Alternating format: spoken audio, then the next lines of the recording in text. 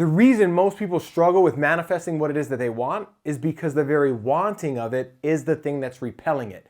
In this video, I'm going to share with you a weird technique that I've used to manifest success, and you won't hear this from any of the other talking heads all over the internet because frankly, they don't even get it yet. So hang with me in this video because it's the only place you're going to find it. Let's go. Hey, what's up? My name is Kanae. For those that might be new to the channel, I'm an entrepreneur, and obviously I like talking about success, mindset, skill set, and all the things that help me create the results that I've been able to create in my life. And so with that said, let's go ahead and dive right into the content. So in this video, I want to share with you a weird technique that I've used to manifest success. And this weird technique is actually based on, another law of the universe that most people aren't quite familiar with. We've all probably heard of the law of attraction, but have you heard of the law of conservation? Well, in all honesty, you probably have, you just might not have heard it used in that term. Law of conservation is the law of energy, that all energy cannot be created or destroyed, it can only transform. So what that means is that nothing can go missing and nothing can be gained because energy can't be created or destroyed, it only transforms. So in other words, the masses live in a world of gain and loss where they feel like they need to gain something in order to be happy. And if they lose something, that they're infatuated with, then they're going to be sad or miserable or whatever the thing might be. So they live inside of the illusion that manifesting is the process of gaining something that they don't yet have. A master, on the other hand, understands that nothing can be gained nor lost. It can only be transformed. And that's what we're going to be talking about in this quick video. So, back in a few years back, I set the goal to make $50,000 a month in my online business. And I remember when I set that goal, I didn't quite see myself as being capable of earning $50,000 a month in my business. Now I've gone way beyond that since then. But I remember at that time, sitting there setting that goal, I was like, man, I can't even imagine myself making $50,000 a month. I could feel my own self-worth issues coming up. And here's the reason that's important is that our net worth will never exceed our self-worth. Let me say that again. Our net worth will never exceed our self-worth. And so I realized that, there were some things that I had to work through there in order to help manifest that income that I desired. And at the same time, I was learning some of the things that I'm sharing with you here.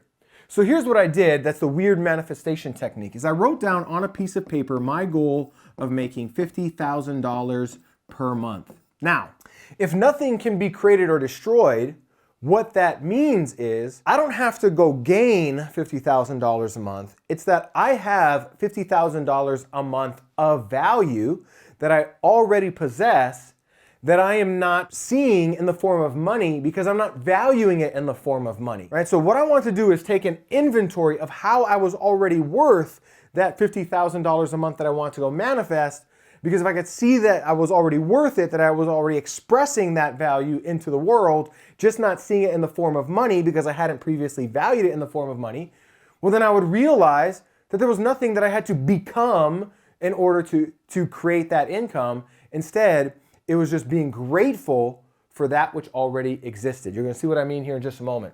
So I sat down, wrote down a piece of paper, and I wrote down, $50,000 a month as my goal. And then what I started doing is taking inventory of the characteristics and traits that I possess as a human being that will help, that offer real value to the world. So as an example, one of the first ones that I wrote down is, I'm funny, right? That was one of my things. At the time, at this phase of my life, I was very much still a class clown, so to speak. And so I wrote down, I'm funny. So what is funny worth in the marketplace? What is this humor worth, right? If I were to go charge for this value that I have, well, how much could I get paid for it? Now, obviously, there's the Kevin Harts of the world, which as I'm shooting this video is like at the highest paid comedian in the world, I believe. And then there's all the people that make no money at all. But I wanted to go and look this stuff up on Google and figure out what is funny really worth. And then as I read about some of these different comedians, the top rated ones, the best in the world, the actors and all those, and then the people that are struggling, to make it in the world of comedy, I said, what, my value of funny is probably worth about $1,500 a month, And it's not here, this isn't, I can prove it or it's 100% accurate. It's more of finding a number that I can comfortably wrap my mind around and realize like, yeah, if I want to charge for my level of funny, my humor that I bring into my interactions with people, I could probably make $1,500 a month charging, to be funny, right? Then I went down one step further. I said, I'm pretty stylish. Well, at least at the time I was. I spent a lot of money on clothes, probably way more than I should have. So I said, I got style, right? What do stylists make? So I went online and I started Googling and I started looking it up and I was like, well, what do stylists out there in the world make? Now, obviously you have these stylists to, billionaires and CEOs and all these things. And you have stylists that are obviously just struggling to get by. But I want to figure out, okay, well, what does a stylist earn? And, if I want to charge for my sense of style, how much do I think that I could realistically earn?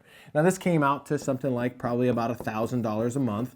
And I'm not giving you the exact numbers because frankly, I don't remember them. This exercise is several years old at this point. Now, I listed several of these, and one of the ones that came out that was really important was, I'm a good leader. In fact, every group that I've ever hung out with, all of my friends, I always end up somehow taking some sort of a leadership role. It just so always, at that phase in my life, it just so happened that I was always leading them to the bar or the nightclub or something, right?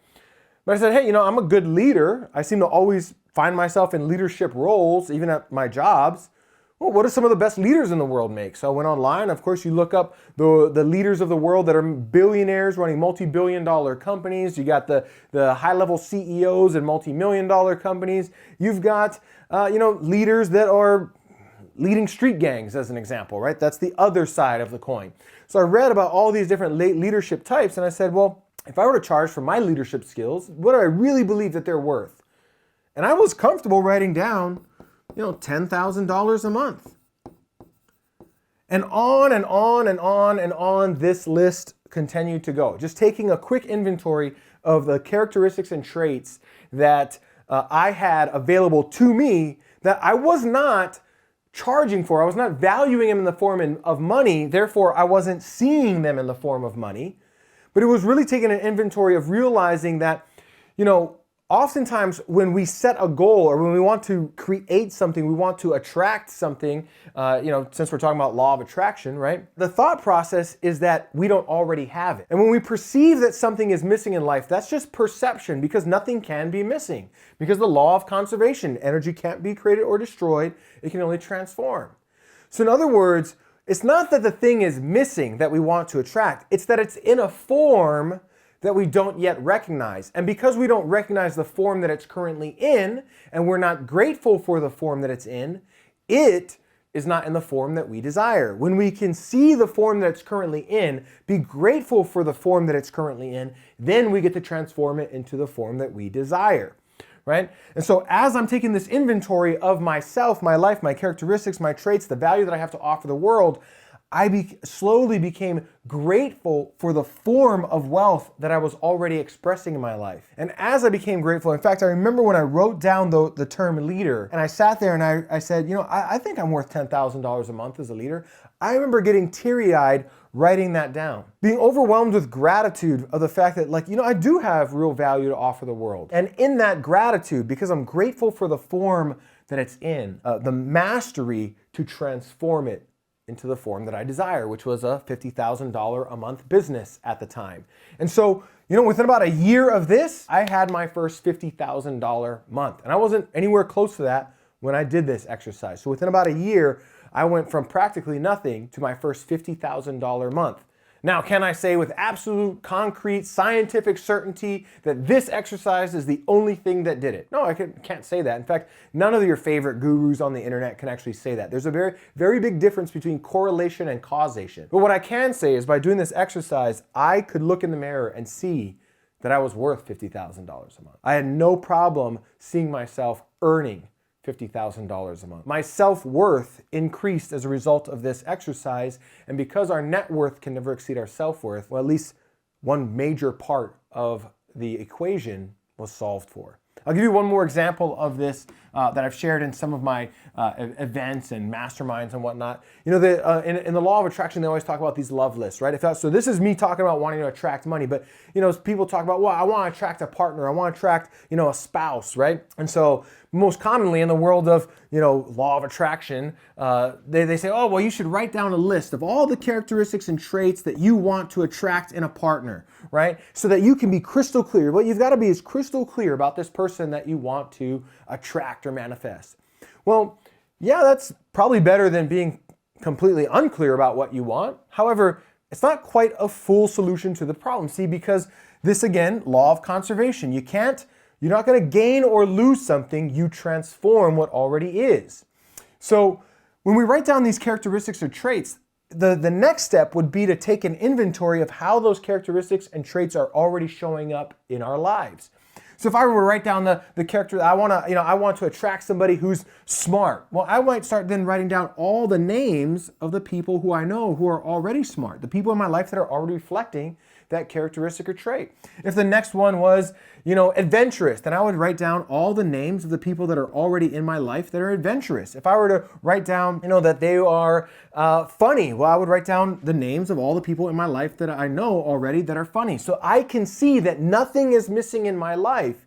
It's just in a form that I haven't learned to love and recognize and be grateful for. And until I can be grateful for the form exactly as it is, I won't have it in the form that I desire. So if you want to take this exercise to the next level, this whole love list concept, well, then you write down all the characteristics and traits that you'd like to attract in a partner, and then you write down who is around you is already expressing those characteristics and traits. The bottom line is this: whatever it is that you want in life, realize that you can't gain it, right, and you can't lose it. All that happens is transforming what is already present in life and getting clear and grounded and centered around how this thing that you want to attract or manifest is already present, just in a different form. When you can be grateful for the form that it is, realize the divine wisdom of the universe and how much greater that it is than any of us can possibly wrap our minds around.